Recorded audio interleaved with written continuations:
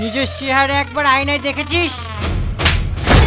মা তুমি একবার বোঝা, আব্বা খুব ভালো, আব্বা প্রত্যেকদিন আমাকে কিছু না কিছু খাওয়ায়। তুমি সব সম্পত্তি নেশাকার ফারুকের নামে লিখে দিলে আমার কি হবে? শোনো, তুমি ওকে একটা কেন করে দিতে পারবে না? এটা তো সেই ফারুক। আরে এ তো এখনো বেঁচে আছে, দেরি করা যাবে না।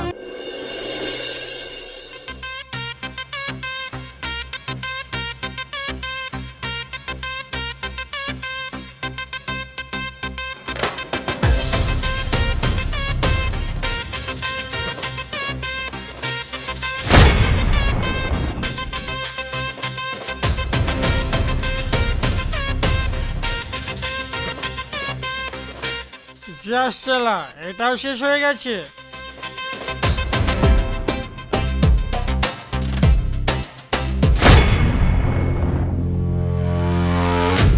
ওই এই মেয়ে, কে রে তুই? এইদিকে আয়। কিছু বলছেন বাবু? হ্যাঁ, কে রে তুই? কোথায় থেকে আসছিস? আমার নাম সিমরান, আমি জমিদার বাড়ি থেকে কাজ করে আসছি। ও, কাশের মেয়ে? বাহ, খুব ভালো তো, চোখেই তো আমার দরকার। এই নে টাকাটা ধর, আর আমার জন্য কাউন্টার থেকে মদ নেশি দিত। আপনি মদ খাবেন আর আমাকে মদ এনে দিতে হবে? আমি পারবো না। কি তোর এত বড় সাহস, তুই আমাকে না করলি? তুই জানিস আমি কে?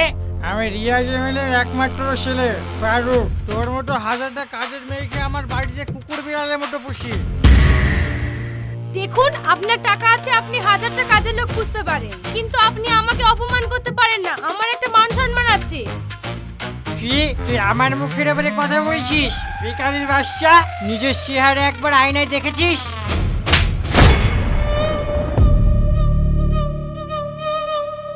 এই নে তোর সম্মান। এই বাচ্চা, গিয়ে তাড়াতাড়ি মদটা নিয়ে আসগা। আমি গরিব হতে পারি, কিন্তু কারো পোষা কুকুর না। দরকার নেই আপনার টাকার। তুই আমাকে অপমান করলি? তুই জানিস আমার বাপের এত টাকা আছে যে আমি তোকে সামনে তোর পুরো গ্রাম কিনে ফেলতে পারি। হুম, বাপের হোটেলে বসে বসে খান, নিজের যোগ্যতায় তো একটা টাকা ইনকাম করারও মুরুদ নেই। শুনুন, আপনি এই টাকাগুলো পুড়িয়ে সেই ছাই মুখে মেখে বসে থাকুন।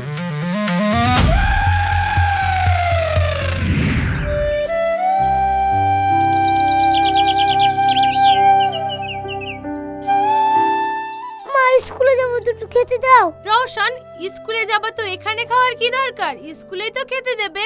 তুমি স্কুল থেকে ঘুরে এসো, আমি বাবুর বাড়ি থেকে কাজ করে আসার সময় তোমার জন্য খাবার নিয়ে আসবো। ঠিক আছে।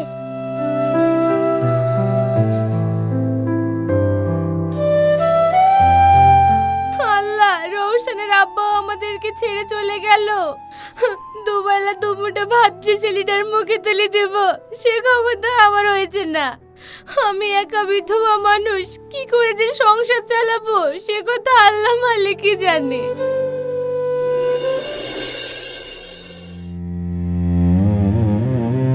দেখুন ম্যাডাম, আপনার স্বামী এখন সম্পূর্ণ বিপদমুক্ত, তবে অ্যাক্সিডেন্টের ফলে উনি ওনার স্মৃতিশক্তি হারিয়ে ফেলেছেন, তাই ওনার এখন বিশ্রামের প্রয়োজন।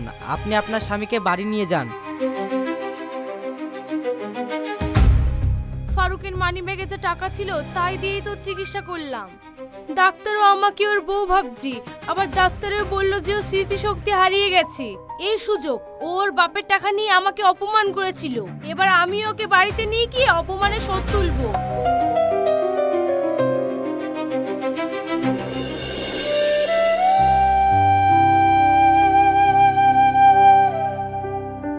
রওশন, রওশন, কোথায় তুই?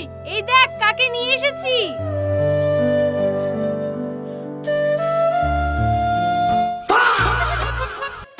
মা তুমি আব্বা খালি চলে গেছো? জানো আব্বা তোমার লাগে আমার কত মন খারাপ করছিল। হ্যাঁ আসো, ভিতরে আসো। সিমরান, এই বাচ্চাটা কে? কি আবার? আমাদের ছেলে রওশন। তুমি আমাদের ছেলেকে চিনতে পারছো না? আমার ছেলে? কিন্তু আমার চেহারার সাথে ওর চেহারা তো কোনো মিল নাই। আরে তোমার চেহারার সঙ্গে মিল নেই তো কি হয়েছে? আমার চেহারার সঙ্গে তো মিল আছে। এই নাও দেখো দেখো। কিন্তু তোমার চেহারার সাথেও তো মিল হয়েছে না গো। আরে ও ছোট আর আমি বড়, ওর চেহারার সঙ্গে আমার চেহারা কিভাবে মিল হবে? একটু বড় হতে দাও, তখন দেখবি ঠিক চেহারার সঙ্গে মিল হয়ে গেছে। ঠিকই তো কিন্তু সিমরান, তোমাদের কথা তো আমার মনে পড়ছে না। কি করে মনে থাকবে? তুমি তো সারাদিন মদ খেয়ে এদিকে ওদিকে পড়ে থাকো, তার জন্যই আমাদের কথা মনে পড়ছে না। ঠিকই তো আরে ওইসব বাদ দাও, তুমি হসপিটাল থেকে আসলা, ঘরে চলো, দুটো খেয়ে নাও।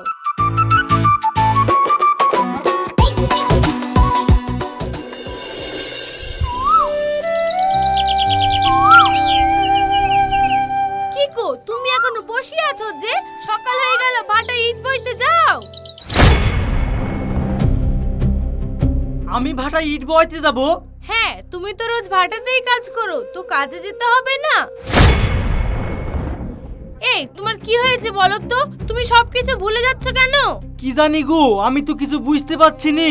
তোমাকেও তো বুঝতে হবে না, তাড়াতাড়ি কাজে যাও তো, দেরি হয়ে গেলে তোমাকে আবার ওরা কাজে নেবে না।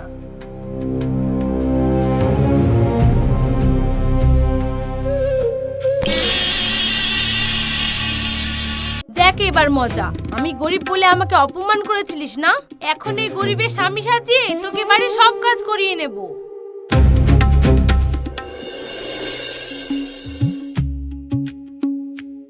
রোশন, রোশন কই রে? এইদিকে আয়। কি হলো আব্বা?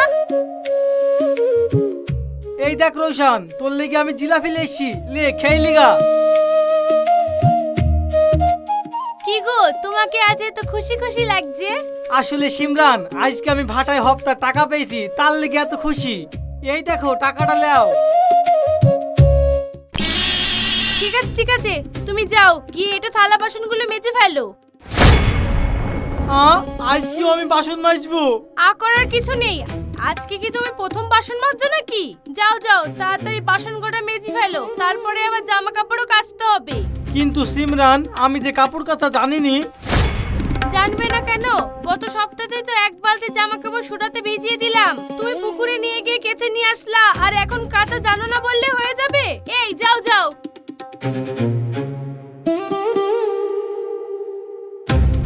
বাপের টাকার আমাকে গরম দেখিয়েছিলি না, এবার দেখ তোকে কিভাবে গাধার মতো খাটিয়ে নি।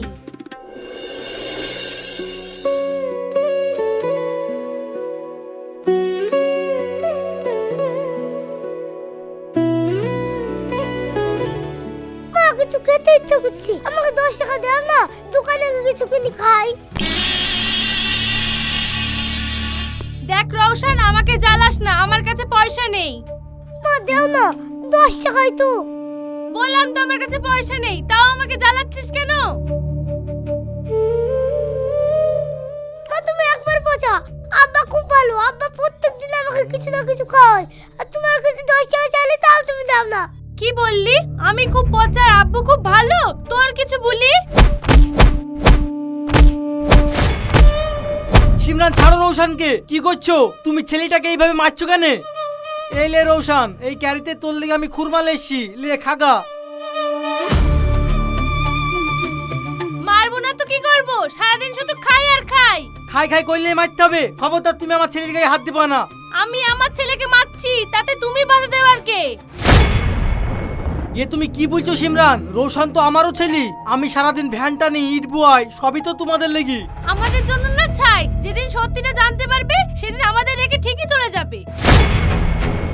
তোমাদেরকে ছেড়ে চলে যাবো? কিন্তু কেন? তুমি কি আমাকে কম ভালোবাসো? আগেকার ফারুক আর এখনকার ফারুক তো এক না। মিথ্যে অভিনয় করতে করতে ও আমাদেরকে সত্যি ভালোবেসে ফেলেছে। না না, এবার ফারুককে সত্যিটা জানা উচিত। কি গো, তুমি চুপ করে আছো কেন?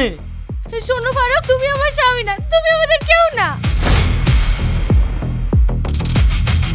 তার মানে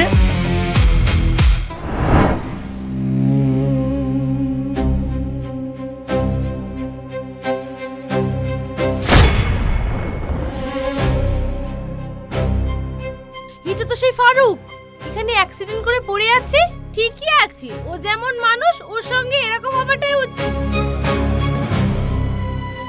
কিন্তু এভাবে একটা মানুষ অ্যাক্সিডেন্ট হয়ে পড়ে আছে, ওকে হসপিটাল না নিয়ে গিয়ে চলে যাব?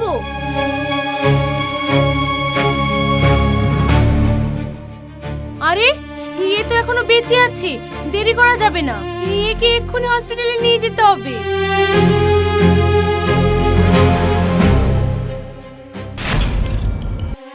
ভিখারির বাচ্চা, আমার সাথে প্রতিশোধ নেওয়ার জন্য তুই আমাকে দিনের পর দিন গাধার মতো খাটিয়েছিস, আবার তোর ছেলেকেও এর মধ্যে জড়িয়েছিস। তোকে আমি এর উচিত শিক্ষা দিব।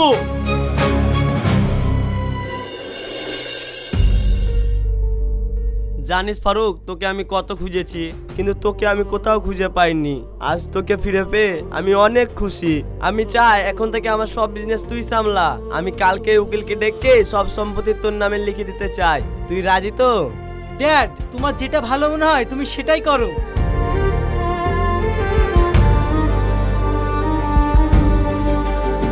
ওকে ড্যাড, তাহলে আমি এখন আসছি।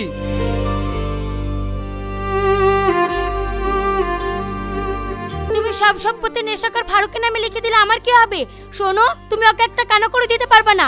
ও দুদিনে নেশা করে সব উড়িয়ে শেষ করে ফেলবে। ইয়া তুমি কি বলছো তানিয়া? ফারুক কি আমাদের ছেলে না? শোনো, ফারুক তোমার ছেলে হতে পারে, কিন্তু ও আমার নিজের ছেলে না, আমার সৎ ছেলে। ওকে আমি দুই চোখে দেখতে পারিনি। অপদার্থ, কিসের জন্য ও আবার ফিরে এসেছে? মুখ সামলে কথা বলো তানিয়া। আজ তোমার এই ব্যবহারের জন্য ছেলেটা বাড়ি ছেড়ে চলে গেছিল। আজ তোমার জন্য ছেলেটা অভিমানে নিজেকে নিজে দিলে দিলে শেষ করছিল।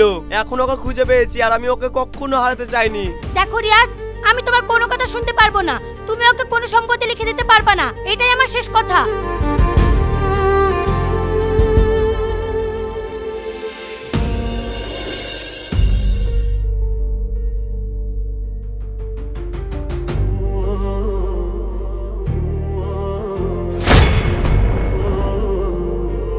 কি ব্যাপার তুমি?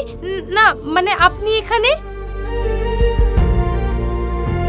ভয় পেও না সিমরান, আমি তোমার কাছে বদলা নিতে আসিনি। আমি সারা জীবনের মতো তোমার কাছে চলে এসেছি। ফিরে এসেছো মানে? তোমার বাবার এত বড় বাড়ি, অত টাকা পয়সা ছেড়ে তুমি এই গরিবের ভাঙা ঘরে কেন এসেছো? ওই বড় বাড়িতে টাকার পাহাড় আছে ঠিকই, কিন্তু আমার জন্য এক ফোঁটাও ভালোবাসা নেই। সবাই চায় শুধু টাকা, আমাকে কেউ চায় না। শোনো ফারুক, তোমাকে দেওয়ার মতো আমার কাছে কিছুই নেই। কে বললো নাই? এতদিন আমি যে ভালোবাসা তোমার এই ভাঙা ঘরে পেয়েছি, আবার রওশন আমার নিজের ছেলে না হওয়া সত্ত্বেও যেভাবে আমাকে নিজের আব্বার মতো ভালোবেসেছে, সেই ভালোবাসা আমি কোথাও খুঁজে পাইনি। প্লিজ সিমরান, তুমি আমাকে ফিরিয়ে দিও না। আমি ওই বাড়িতে থাকতে পারবো না। ওই বাড়িতে থাকলে আমার দম বন্ধ হয়ে আসে। আর তুমি কোনো চিন্তাও করো না, আমি তোমার বাড়ির সব কাজ করে দেবো, আর নেশাও করবো না।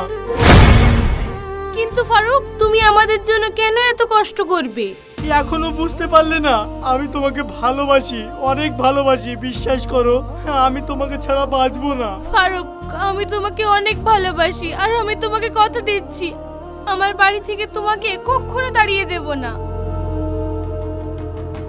আব্বা, তুমি ফিরে এসেছো?